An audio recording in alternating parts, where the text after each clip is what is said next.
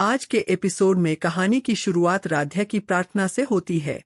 वह भोलेनाथ से दुआ करती है कि जैसे उन्होंने हर मुश्किल समय में उसका साथ दिया है, वैसे ही इस बार भी उसे हिम्मत दे ताकि वह कुकिंग प्रतियोगिता का अगला राउंड जीत सके और प्रथम की मदद कर पाए। घर में सभी लोग उसकी जीत के लिए दुआ कर रहे होते हैं। उसकी माँ प्यार से उसके लिए नाश्ता बनाकर देती है, क्योंकि सुबह की भागदौड़ में उसे खाने का समय नहीं मिला।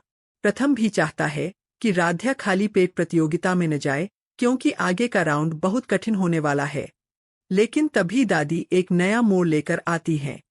वह बताती हैं कि पंडित जी ने प्रथम की जान पर आए संकट को टालने के लिए राध्या को निर्जला व्रत रखने की सलाह दी है। प्रथम इन बातों पर बिल्कुल विश्वास नहीं करता और दादी को समझाने की कोशिश करता है कि किसी के भूखे रहने से किसी की जान नहीं बच सकती। फिर भी राध्या अपने पति की लंबी उम्र के लिए बिना पानी पिए व्रत रखने का फैसला कर लेती है। सब उसे रोकते हैं, लेकिन वह कहती है कि उसके लिए प्रथम की जान सबसे ज्यादा महत्वपूर्ण है। इसके बाद सभी प्रतियोगी कुकिंग प्रतियोगिता के अगले राउंड में पहुंचते हैं।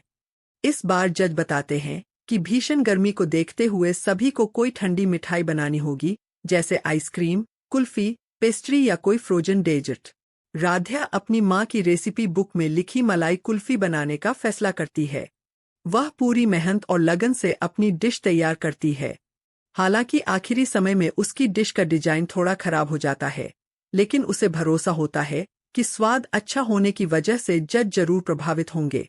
समय खत्म होते ही सभी प्रतियोगियों की डिश फ्रीजर में रख दी जाती है ताकि वे अच्छी तरह जम जाएं। ब्रेक के दौरान प्रथम बार बार फोन करके राध्या की चिंता करता है। उसे डर होता है कि व्रत की वजह से कहीं राध्या कमजोर न पड़ जाए, लेकिन राध्या उसे परेशान नहीं करना चाहती। इसलिए वह झूठ बोल देती है कि उसने थोड़ी सी मिठाई खा ली है और अब उसे कोई दिक्कत नहीं है। असल में उसने पूरे दिन कुछ भी नहीं खाया होता। वह अपने पति को चिंता से बचाने के लिए खुद तकलीफ सह लेती है। यह पल दोनों के रिश्ते की गहराई और राध्या के त्याग को दिखाता है। 20 मिनट बाद जब सभी प्रतियोगी अपनी अपनी डिश लेने फ्रीजर के पास पहुंचते हैं, तो हर कोई हैरान रह जाता है। फ्रीजर की सभी ट्रे पूरी तरह खाली होती हैं। किसी भी प्रतियोगी की डिश वहां मौजूद नहीं होती। पूरे हॉल में हड़कंप मच जाता है। सभी सोचने लगते हैं कि आखिर इतनी सारी मिठाइयां कौन खा सकता है। तभी समायरा अचानक राध्या पर शक जताती है।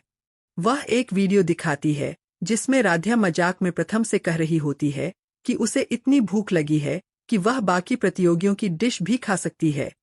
मजाक की वही बात अब उसके खिलाफ सबसे बड़ा हथियार बन जाती है। सभी लोग बिना पूरी सच्चाई जाने उसी पर शक करने लगते हैं। मामला यही नहीं रुकता। समायरा कहती है कि राध्या के बैग की तलाशी ली जाए। जब बैग लाया जाता है तो उसमें सभी डिशों के बटर पेपर और फॉइल पेपर मिलते हैं। यह देखकर वहां मौजूद हर व्यक्ति को यकीन हो जाता है कि राध्या ही दोषी है। इतना ही नहीं, उसकी साड़ी पर चॉकलेट का दाग भी मिलता है, जिसे देखकर समायरा दावा करती है कि राध्या ने चॉकलेट मूस खाकर हाथ अपनी साड़ी पर पोंछे हैं। राध्या बार बार रोकर कहती है कि उसे नहीं पता यह सब उसके बैग में कैसे आया और उसकी साड़ी पर दाग कैसे लगे। वह कसम खाकर कहती है कि उसने किसी की डिश नहीं खाई, लेकिन कोई उसकी बात मानने को तैयार नहीं होता। कुछ लोग राध्या का पक्ष भी लेते हैं। उनका कहना होता है कि सिर्फ 20 मिनट में कोई इंसान इतनी सारी मिठाइयां खा ही नहीं सकता। लेकिन तभी एक प्रतियोगी बताता है कि उसने राध्या को वॉशरूम जाते हुए देखा था। बस फिर क्या था, सभी लोग मान लेते हैं कि राध्या ने वॉशरूम में जाकर सबूत छिपाने की कोशिश की होगी।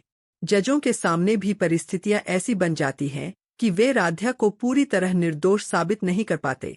हालांकि उनके पास पक्का सबूत नहीं होता, इसलिए वे उसे प्रतियोगिता से बाहर नहीं निकालते। लेकिन उसे इस राउंड से डिस्क्वालीफाई कर दिया जाता है और पिछले राउंड में मिला 3 लाख रुपए का इनाम भी वापस ले लिया जाता है। राध्या रो रोकर अपनी बेगुनाही की गुहार लगाती है, लेकिन कोई उसकी बात सुनने को तैयार नहीं होता। एपिसोड के आखिर में सबसे बड़ा ट्विस्ट सामने आता है। समायरा और उसकी मां अकेले में बात करते हुए खुशी मनाती हैं। उनकी बातचीत से साफ हो जाता है कि यह पूरी साजिश पहले से रची गई थी। उनका मकसद राध्या का आत्मविश्वास तोड़ना और उसे प्रतियोगिता से बाहर करवाना था। दूसरी तरफ राध्या पूरी तरह टूट चुकी होती है। उसे समझ नहीं आता कि आखिर किसने उसे फंसाया और उसके बैग में सबूत कैसे पहुंच गए। इसी बीच घर में दादी फिर से एक नया धार्मिक उपाय बताती है। वह कहती है कि पंडित जी के अनुसार प्रथम की सुरक्षा के लिए राध्या को 1001 दीपक जलाने होंगे। अब राध्या के सामने एक नई चुनौती खड़ी हो जाती है। क्या वह अपने ऊपर लगे झूठे आरोपों से खुद को निर्दोष साबित कर पाएगी? क्या वह प्रतियोगिता में वापसी कर सकेगी? और क्या समायरा की साजिश सबके सामने आएगी? इन सभी सवालों के जवाब अगले एपिसोड में देखने को मिलेंगे।